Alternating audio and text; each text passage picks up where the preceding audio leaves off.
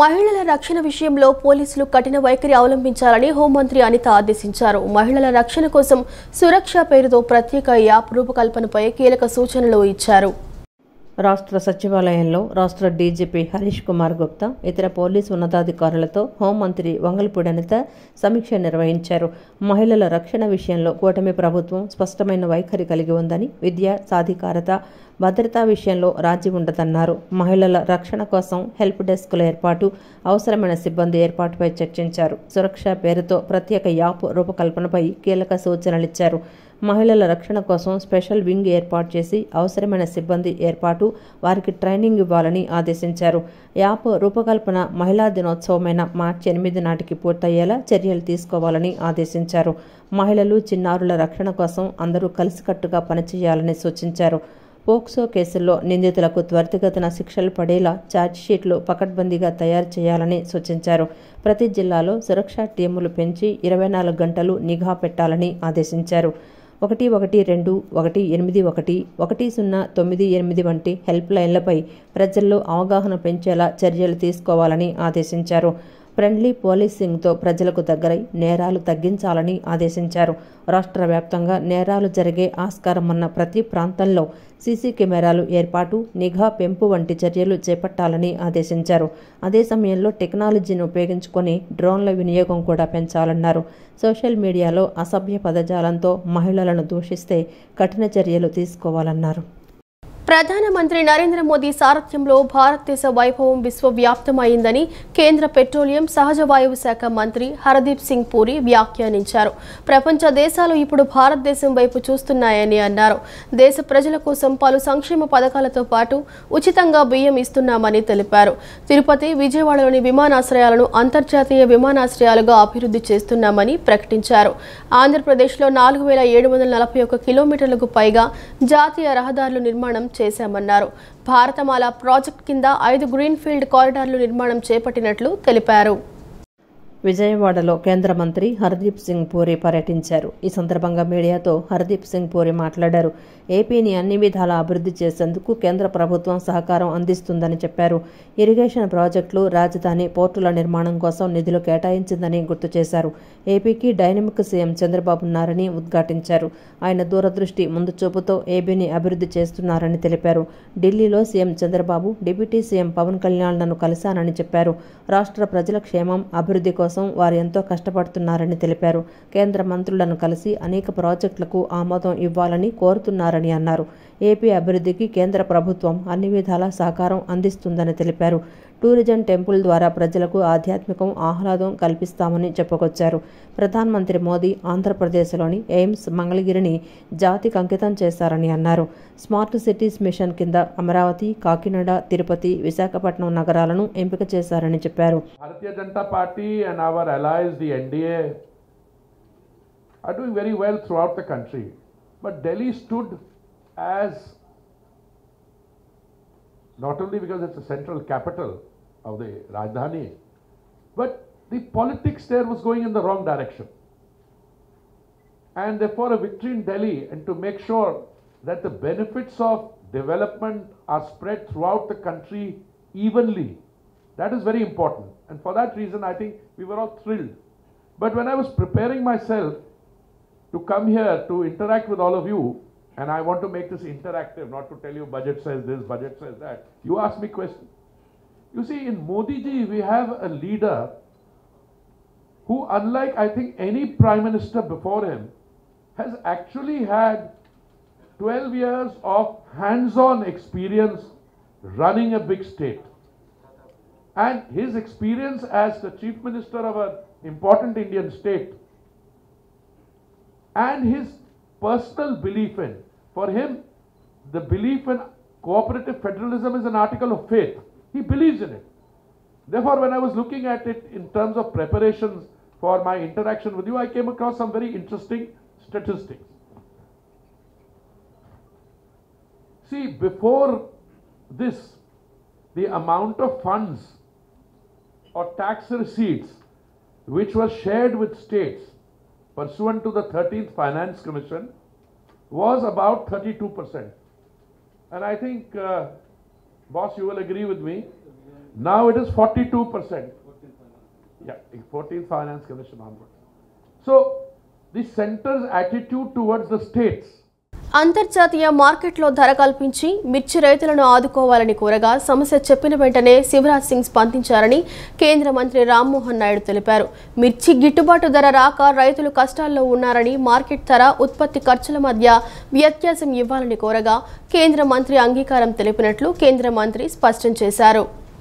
ఏపీలోని మిర్చి రైతులను ఆదుకోవాలని కోరినట్లు కేంద్ర మంత్రి రామ్మోహన్ నాయుడు తెలిపారు. మిర్చి రైతులకు చేయూతపై కేంద్ర వ్యవసాయ శాఖ మంత్రి శివరాజ్ సింగ్ చౌహాన్ నేతృత్వంలో కీలక సమావేశం నిర్వహించారు. ఈ సమావేశానికి హాజరైన రామ్మోహన్ నాయుడు అనంతరం మీడియాతో మాట్లాడుతూ మిర్చికి 11,600 రూపాయలకు పైగా ధర ఇవ్వాలని కోరామన్నారు. మిర్చి ఎగుమతులపైన చర్చించామన్నారు. ఎగుమతిదారులతో మాట్లాడి నిర్ణయం తీసుకుంటామని శివరాజ్ సింగ్ చౌహాన్ చెప్పారని వెల్లడించారు. అంతర్జాతీయ మార్కెట్లో ధర కల్పించి మిర్చి రైతులను ఆదుకోవాలని కోరగా సమస్య చెప్పిన వెంటనే శివరాజ్ సింగ్ స్పందించారని తెలిపారు.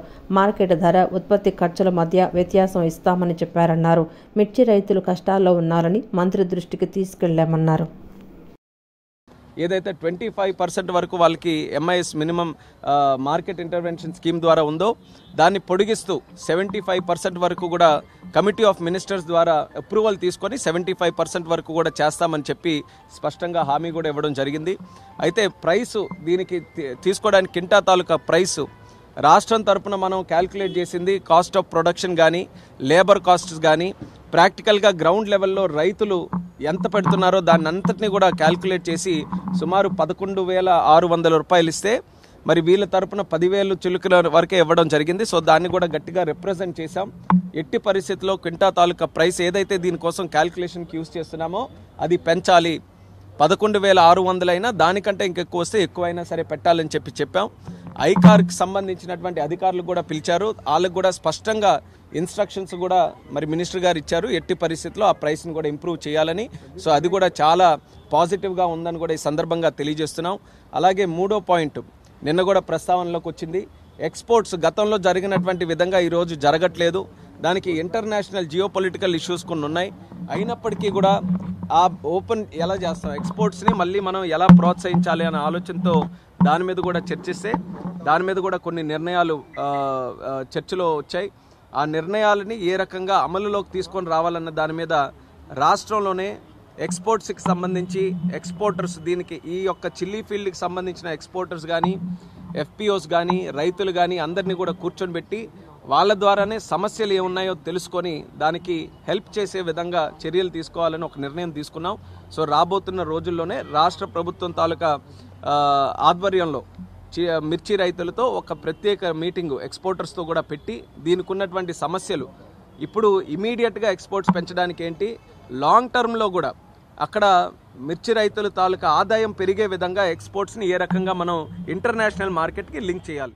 పట్టభద్రుల ఎమ్మెల్సీ ఎన్నికలలో సరైన అభ్యర్థిని ఎన్నుకోవాల్సిన బాధ్యత ఓటర్లపై ఉందని ఎమ్మెల్యే గద్దె రామ్మోహన్ అన్నారు. ఎన్డీఏ కూటమి బలపరిచిన ఆలపాటి రాజేంద్ర ప్రసాద్కు మొదటి ప్రాధాన్యత ఓటు వేసి భారీ మెజారిటీతో గెలిపించాలని కోరారు.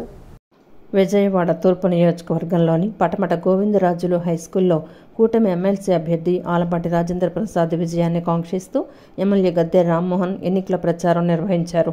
ఈ సందర్భంగా ఉపాధ్యాయులను కలిసి ఎమ్మెల్యే ఓట్లను అభ్యర్థించి ఆలపాటిని గెలిపించడం ద్వారా కలిగే ప్రయోజనాలను వివరించారు. అనంతరం గద్దె రామ్మోహన్ మాట్లాడుతూ ఎమ్మెల్సీ ఎన్నికలలో సరైన అభ్యర్థిని, ఉపాధ్యాయ సమస్యలపై పోరాడగలిగిన వ్యక్తిని ఎన్నుకోవాలని సూచించారు. రాష్ట్రాన్ని అభివృద్ధి పదంలో నడిపిస్తున్న నారా చంద్రబాబుకు, అలాగే డిప్యూటీ సీఎం పవన్ కళ్యాణ్కు ఆలపాటి రాజా అత్యంత సన్నిహితుడని, విద్యావంతుడని తెలియజేశారు. అటువంటి వ్యక్తిని ఎన్నుకోవటం ద్వారా అనేక సమస్యలను పరిష్కరించుకోవచ్చని తెలిపారు. అభివృద్ధితో పాటు సంక్షేమాన్ని సమానంగా ముందుకు తీసుకువెళ్తున్న ఘనత సీఎం చంద్రబాబుకే దక్కుతుందన్నారు. మొదటి ప్రాధాన్యత ఓటును ఆలపాటికి వేసి ఘన విజయం అందించాలని కోరారు.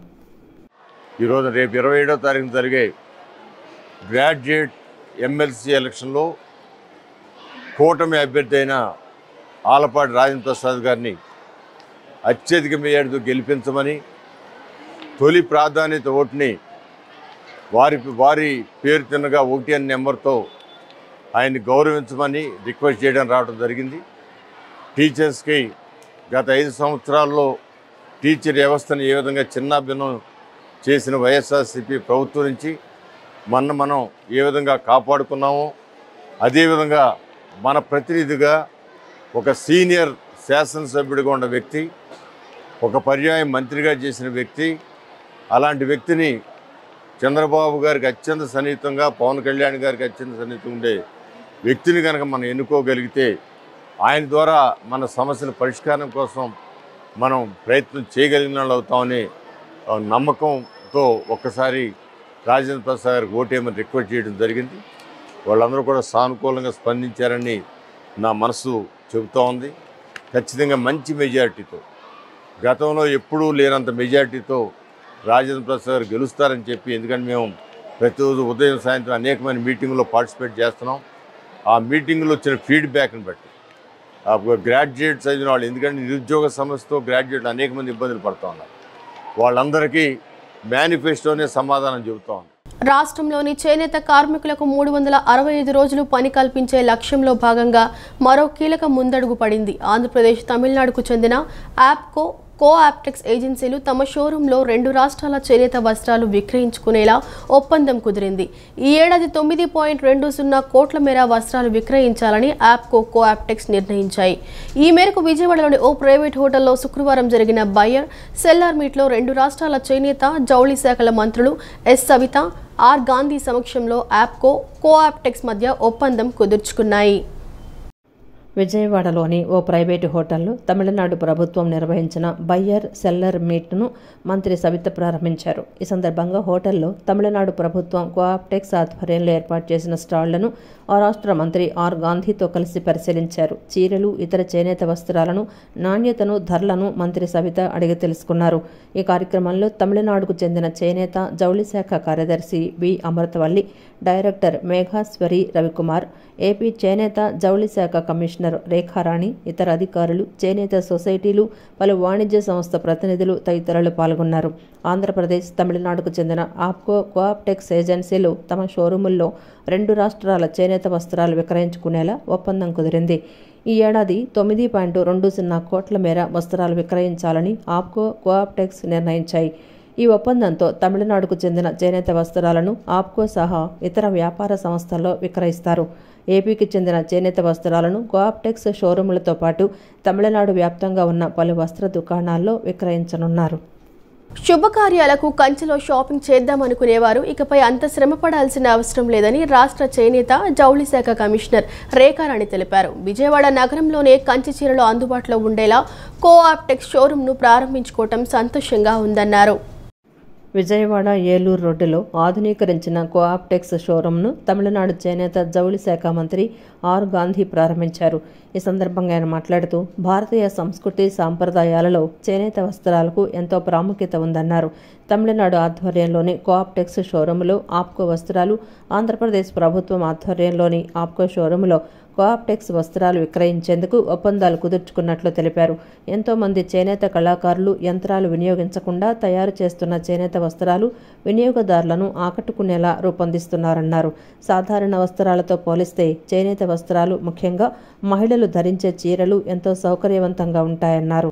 అనంతరం రేఖారాణి మాట్లాడుతూ మహిళల వస్త్రధారణలో వస్తున్న అధునాతన జీవనశైలి, అభిరుచులకు అనుగుణంగా కోఆప్టెక్స్ సైతం వస్త్రాల డిజైన్లలో మార్పులు చేస్తోందన్నారు. చేనేత వస్త్రాలను ప్రజలకు మరింత చేరువ చేసేందుకు కోఆప్టెక్స్, ఆప్కో ఫ్యాబ్రిక్స్ 2 సంస్థలు మంత్రుల స్థాయిలో ఒక ఒప్పందం కూడా చేసుకున్నాయని తెలిపారు.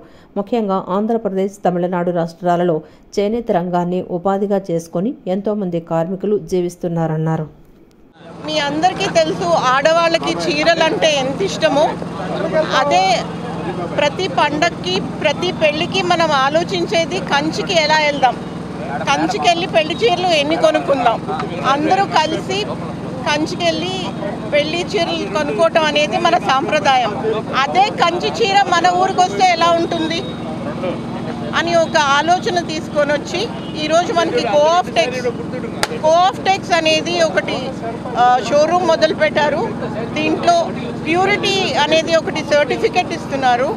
ఆ సర్టిఫికెట్ మూలాన ఎంత ప్యూరిటీ ఉంటుంది ఆ చీరలో, ఒక 2-3 ఏళ్ల తర్వాత ఎక్స్చేంజ్ చేయాలన్నా కూడా ఆ చీరకి దాని విలువ కొంచెం ఎక్కువ. ఇప్పుడు బంగారం ఎలా పెరుగుతుందో ఆ చీర విలువ కూడా అలాగే పెరుగుతుంది. ప్రత్యేకంగా వాళ్ళ దగ్గర కాటన్ చీరలు చాలా ఉన్నాయి, చాలా వెరైటీస్ ఉన్నాయి. సో మనందరము మన నేబరింగ్ స్టేట్ అయిన చెన్నైని మనం ఎంకరేజ్ చేస్తూ ఈ సమ్మర్కి కాటన్ చీరలు కట్టుకొని మనము హ్యాండ్లూమ్స్ కట్టుకుంటే మన హెల్త్కి మంచిది, హ్యాండ్లూమ్ వీవర్స్కి మనము పనిచ్చినట్టు అవుతుంది. సో ఈ సందర్భంగా కోఆప్టెక్స్ మన ఊరికి వచ్చినందుకు చాలా సంతోషంగా ఉంది. అండ్ ఈ కల్చరల్ ఎక్స్చేంజ్ ఇంకా కొనసాగుతూ మిగతా రాష్ట్రాలు కూడా మన విజయవాడకు వచ్చి షాపులు పెడతారని. గ్రూప్ 2 మెయిన్స్ అభ్యర్థులకు కూటమి ప్రభుత్వం న్యాయం చేయాలని ఏపీ కాంగ్రెస్ అధ్యక్షురాలు వైఎస్ షర్మిల డిమాండ్ చేశారు. గ్రూప్ 2 మెయిన్స్ కు అర్హత సాధించిన 92,250 మంది అభ్యర్థుల తరపున కూటమి ప్రభుత్వాన్ని డిమాండ్ చేస్తున్నామని అన్నారు. 2023 డిసెంబర్ 11న ఇచ్చిన నోటిఫికేషన్ రోస్టర్ విధానంలో తప్పులు ఉన్నాయని, అభ్యర్థులు తీవ్ర ఆందోళనలో ఉన్నారని వైఎస్ షర్మిల చెప్పారు.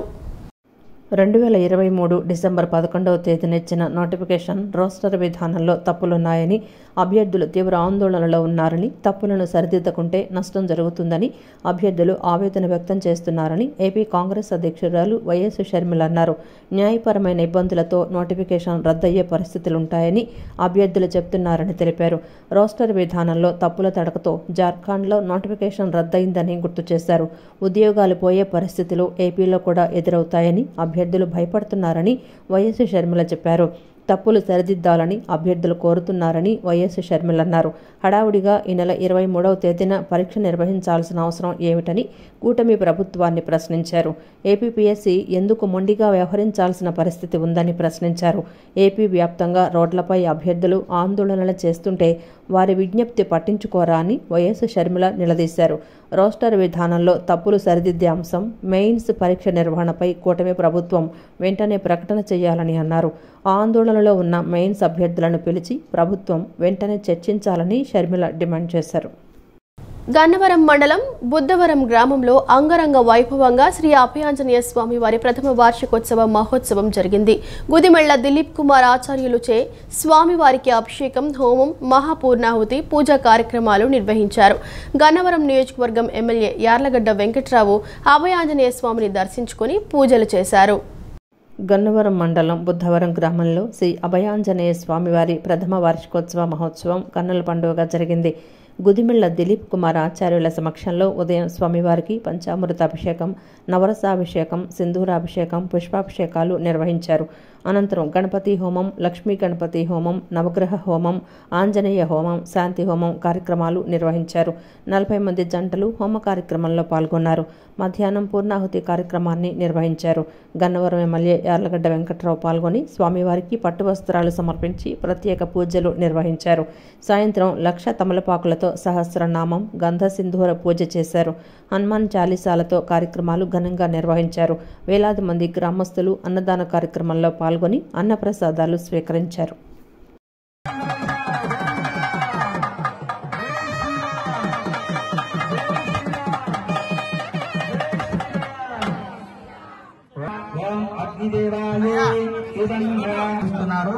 తీసుకోండి అందరూ కూడా, హోమంలో వేసేస్తున్నారమ్మా, తీసుకోండి అందరూ కూడా.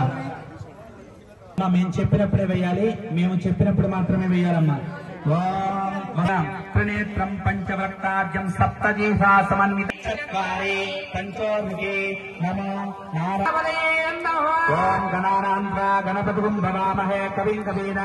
అమ్మ అగ్ని పెరిగేంత వరకు మూలలో వేస్తూ ఉండండి. అగ్ని పెరిగేంత వరకు పక్క పక్కన వేయండి. అగ్ని పెరిగిన తర్వాత అగ్నిలో వేస్తారు కానీ అగ్ని పెరిగేంత వరకు మూలలో వేయండి. ఓం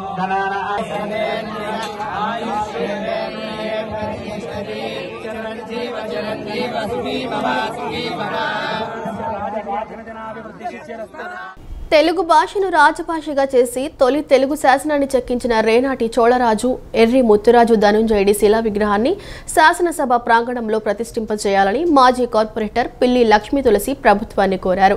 ప్రపంచ చరిత్రలోనే తొలిసారిగా 2025 ఏప్రిల్ 20వ తేదీన హైదరాబాద్ నగరంలో శ్రీ పొట్టి శ్రీరాములు తెలుగు విశ్వవిద్యాలయంలో ఏప్రిల్ 20వ తేదీ ఆదివారం నాడు తెలుగు భాష పుట్టుక వ్యాప్తి పేరు మీద తెలుగోళ్లు మహాసభ నిర్వహిస్తున్నామని తెలిపారు. అంతర్జాతీయ మాతృభాషా దినోత్సవం సందర్భంగా తొలి తెలుగు దివ్య తెలుగు మూలాల అధ్యయన సంఘం ఆధ్వర్యంలో గాంధీనగర్ ప్రెస్ క్లబ్ నందు సభ నిర్వహించారు. ఈ కార్యక్రమానికి సంఘ అధ్యక్షురాలు మాజీ కార్పొరేటర్ పిల్లి లక్ష్మీ తులసి, డాక్టర్ బిఆర్ అంబేద్కర్ దూర విద్యా కేంద్రం అధికారి వెలగ జోషి, కామ్రేడ్ జిఆర్కే పోలవరపు సాంస్కృతిక సమితి అధ్యక్షులు గోళ్ల నారాయణరావు, ప్రెస్ క్లబ్ అధ్యక్షులు కంచర్ల జయరాజు, నిమ్మరాజు చలపతిరావు, చింతా వెంకటేశ్వర్లు, చింతకాయల చిట్టిబాబు, తొలి తెలుగు దివ్య ప్రధాన కార్యదర్శి ఎస్ ఉదయభాస్కర్ వందన తదితరులు పాల్గొన్నారు. సంఘం అధ్యక్షురాలు పిల్లి లక్ష్మీ తులసి జ్యోతి ప్రజ్వలనం చేసి తొలి తెలుగు శాసనకర్త నిలువెత్తు చిత్రపటానికి పూలమాల వేసి నివాళులర్పించారు. అంతర్జాతీయ మాతృభాషా దినోత్సవం సందర్భంగా సంస్కార భారతి అధ్యక్షులు, ప్రముఖ రచయిత, దర్శకులు, 14 నంది అవార్డుల గ్రహీత డాక్టర్ పివిఎస్ కృష్ణంరాజు తులసి దంపతులను ఘనంగా సత్కరించారు. అనంతరం డాక్టర్ పివిఎన్ కృష్ణ తెలుగు భాష పుట్టుక, ప్రాశస్త్యం పట్ల గేయాలాపన చేశారు. అనంతరం తొలి తెలుగు దివ్య తెలుగు మూలాల అధ్యయన సంఘం అధ్యక్షురాలు పిల్లి లక్ష్మీ తులసి మాట్లాడుతూ క్రీస్తు శకం 6 నుండి 10వ శతాబ్దం వరకు తెలుగును రాజభాషగా కొనసాగించి తెలుగు భాషను అభివృద్ధి చేసిన ఆనాటి చోళ మహారాజుల చరిత్రను ఉన్నత విద్యలో ఒక పాఠ్యాంశంగా చేర్చాలని ప్రభుత్వాన్ని కోరుతున్నట్లు తెలిపారు. అనంతరం తొలి తెలుగు దివ్య తెలుగు మూలాల అధ్యయన సంస్థ వ్యవస్థాపక అధ్యక్షులు పివిఎల్ఎస్ రాజు మాట్లాడుతూ ప్రపంచ చరిత్రలోనే తొలిసారిగా 2025 ఏప్రిల్ 20వ తేదీన హైదరాబాద్ నగరంలో పొట్టి శ్రీరాములు తెలుగు విశ్వవిద్యాలయంలో ఏప్రిల్ 20వ తేదీ ఆదివారం నాడు తెలుగు భాష పుట్టుక వ్యాప్తి పేరు మీద తెనుగోళ్లు తెలుగోళ్లు మహాసభ నిర్వహిస్తున్నామని తెలిపారు. ఈ మహాసభల్లో తెలుగు భాష పుట్టుక గురించి, తెలుగు భాషకు తెలుగు అనే పేరు ఎలా ఏర్పడిందని, ఆంధ్రకు ఆ పేరు ఎలా ఏర్పడిందని, తెలంగాణ పేరు ఎలా ఏర్పడిందని శాసన మరియు గ్రంథపూర్వక ఆధారాలతో తెలియజేస్తున్నామని ప్రకటించారు. క్రీస్తు శకం 575 నుండి 10వ శతాబ్దం వరకు తెలుగును రాజభాషగా కొనసాగించి తెలుగు భాషను అభివృద్ధి చేసిన రేనాటి చోళ మహారాజులు చరిత్ర ఉన్నత విద్యా పాఠ్యాంశంలో ప్రచురణ చేయించాలని. అయితే ఈ కలమళ్ళ శాసనం చదువుదాం కలమళ్ళ శాసనం అనే రచనని 2020 సంవత్సరంలోనే వాడ్రేవు చిన్నవీరభద్రుడి గారి సహాయంతో తెలుగు తోట అనే 5వ తరగతి పుస్తకంలో ప్రచురించడం జరిగింది. ఈ తెలుగు భాష మన తెలుగు భాషను మరింత బలోపేతం చేయడానికి తీసుకుంటున్న చర్యలు కూడా ఏమీ లేవు.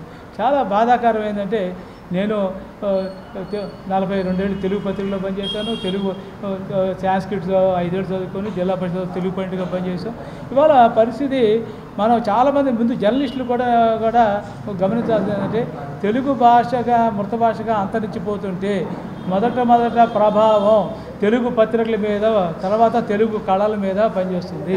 ఎందుకంటే ఈ రోజున తెలుగు చదివే వాళ్ళు తగ్గుతుండటంతో గతంలో నా చిన్నతనంలో ఎవరింటికి వెళ్ళినా ఒక వారపత్రిక, ఒక మాసపత్రిక, విప్లవ చేతిలో ఏదో ఒకటి, ఒక ఆంధ్రపత్రిక, ఆంధ్రజ్యోతి వీక్లీ, ఒక డైలీ పేపర్ ఉండే పరిస్థితుల్లో ఇవాళ నేను గుంటూరులో ఉంటే ఒక అపార్ట్మెంట్ గవర్నమెంట్లో 300 ఫ్లాట్లు ఉంటే 4 బ్లాకుల్లో ఎంత నాకే సిగ్గు చేయడం చెప్పుకోవాలంటే ఇక్కడ మన మిత్రులే కాబట్టి.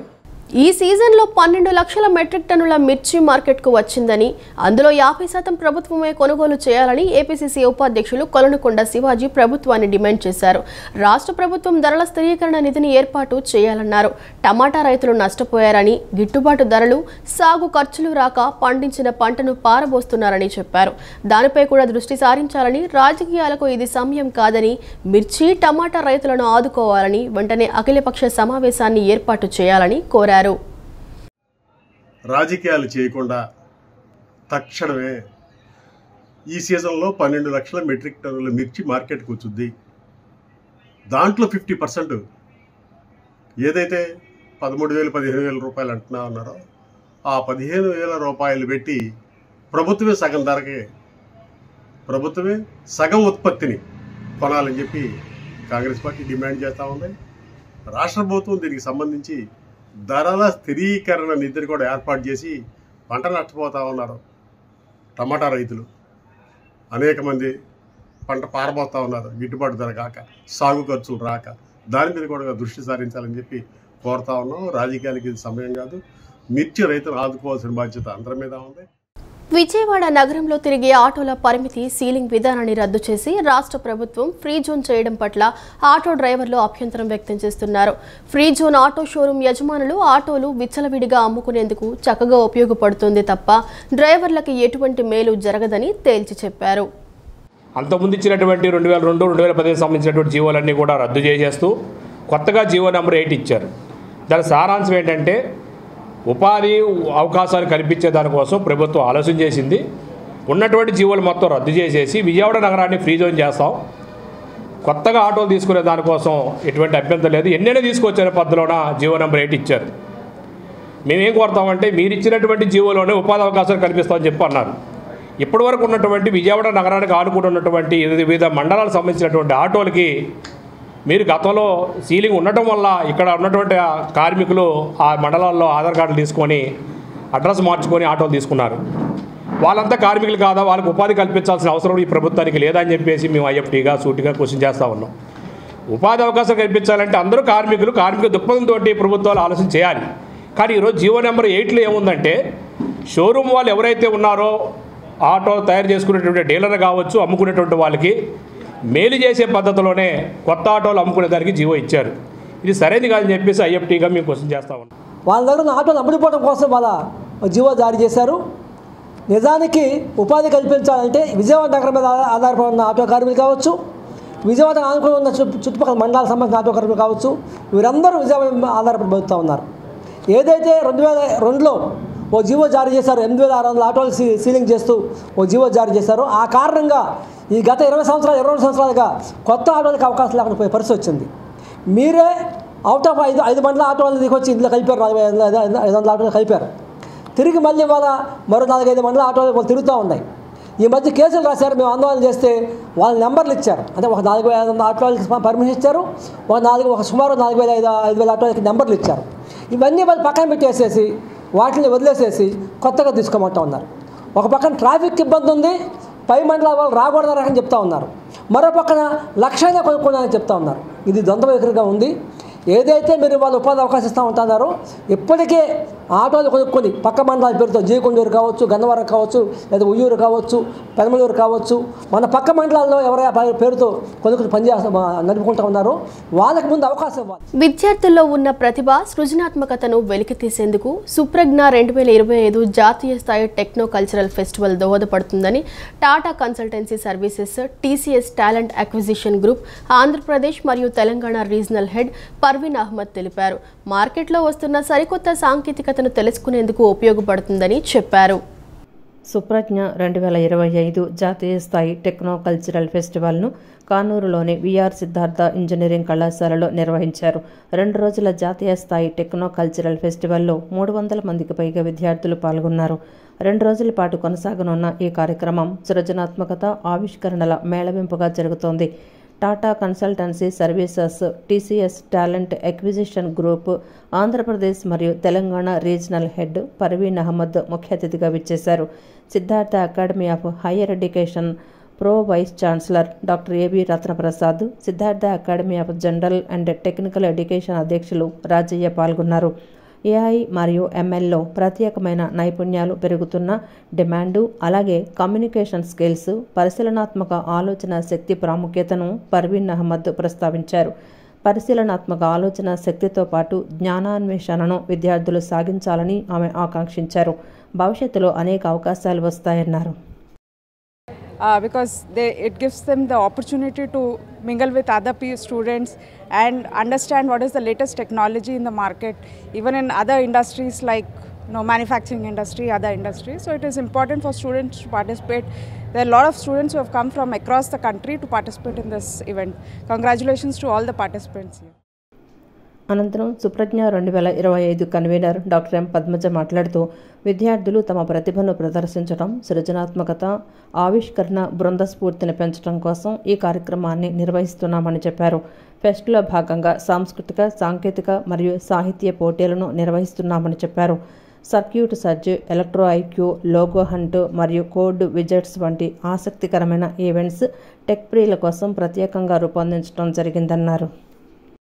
ఇది కాలేజ్ ఈవెంట్ అండి, 2 రోజులు జరుగుతుంది, ప్రతి ఇయర్ కూడా జరుగుతూ ఉంటుంది.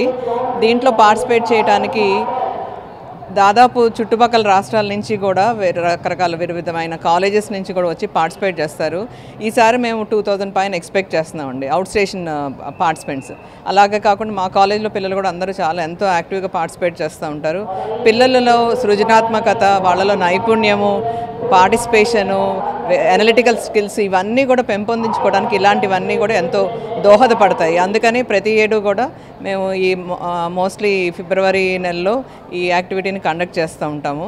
దీనికి మనకి ఎక్కడెక్కడి నుంచో వస్తారు పిల్లలు. వాళ్ళలో నిజంగా వాళ్ళ చాకచక్యం, నైపుణ్యము, వాళ్ళ పార్టిసిపేషన్ స్కిల్స్ చూస్తే మాకే చాలా ఆశ్చర్యంగా ఉంటుంది, చాలా హ్యాపీగా కూడా ఉంటుంది. దీనివల్ల పిల్లల్లో మంచిగా అన్ని స్కిల్స్ కూడా డెవలప్ అవుతాయి, వాళ్ళు ప్రదర్శించగలుగుతారు. ఈ వార్తలు ఇంతటితో సమాప్తం. మరో బులెటిన్తో మళ్ళీ కలుసుకుందాం. అంతవరకు సెలవు. నమస్కారం.